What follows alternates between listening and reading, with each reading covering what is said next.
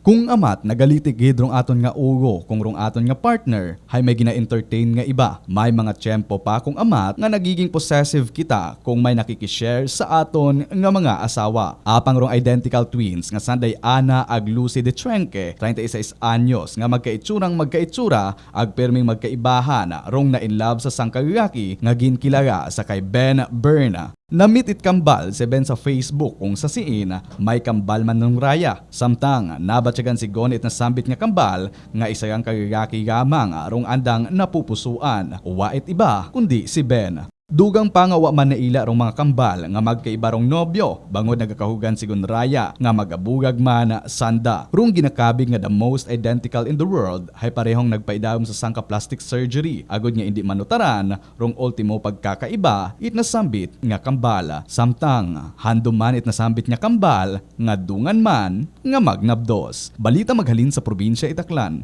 Ako si K5 Sandro Salazar para sa kampyon nga balita serbisyo publiko ag kalingawan sa bilog nga probinsya Itaklan, K5 News FM.